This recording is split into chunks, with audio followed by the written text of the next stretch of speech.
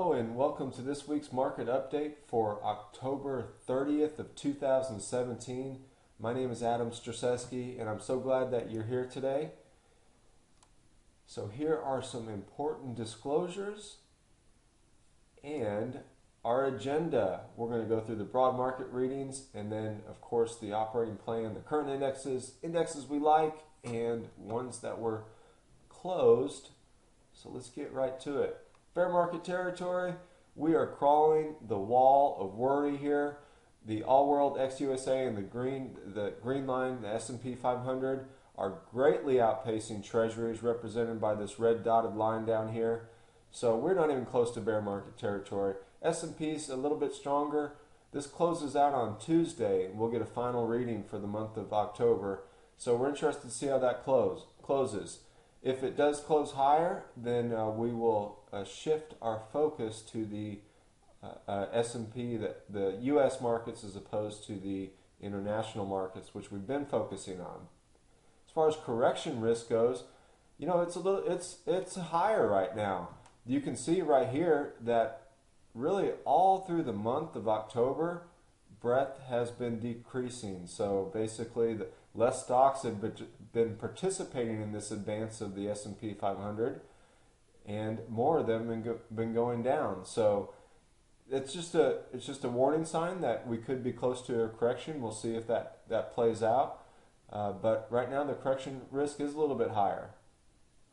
As far as the stage of the S&P 500, we're still in this broad bull channel. Looks really good for the bulls in the longer term.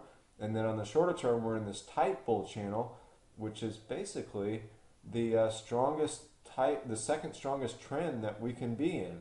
So even if we do get a pullback, chances are it probably won't be that deep because the bulls will step in and start to buy all the bulls that have missed this part of the advance and are looking for a reason to buy. They're just waiting for a little bit of a pullback and then to jump in and see if we can get a higher high.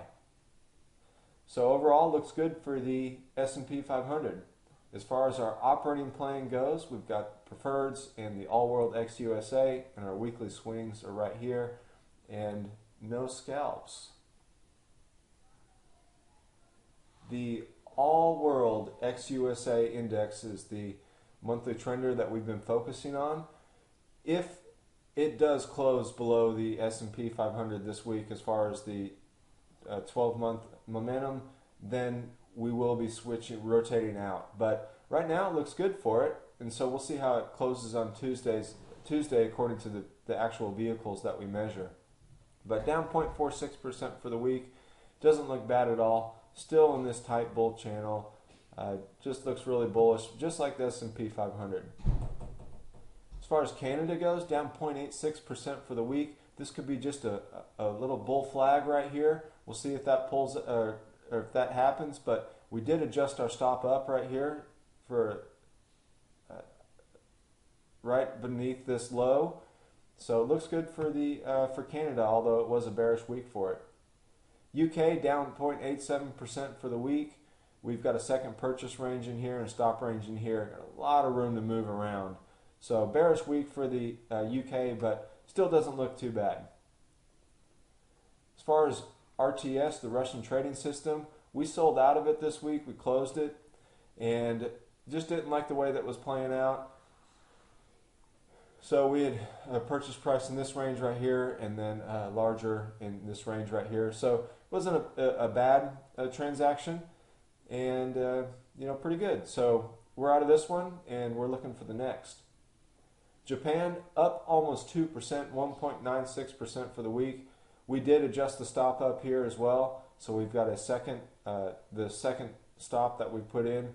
The second purchase price is no longer down here. We'll get this up here somewhere. We're going to look for basically a bull flag, and then we can possibly buy some more. As far as oil, up almost 4% for the week, 3.97.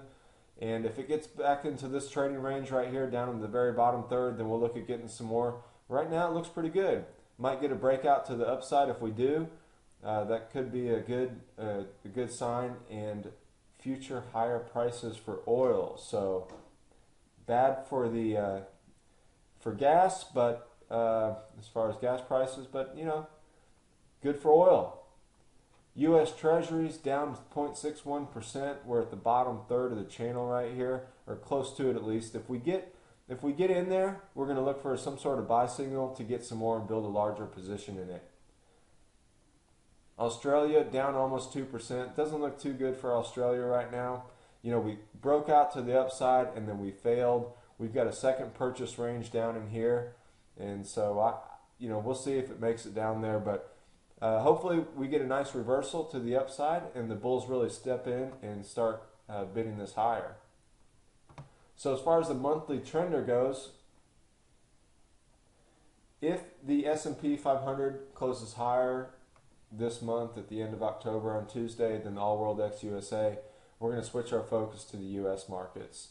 Within the U.S. markets, growth and small cap are the stronger of the two of those classes, and so we're going to look at those. For the weekly swing, small cap looks pretty good. We've got a nice sideways bull flag forming.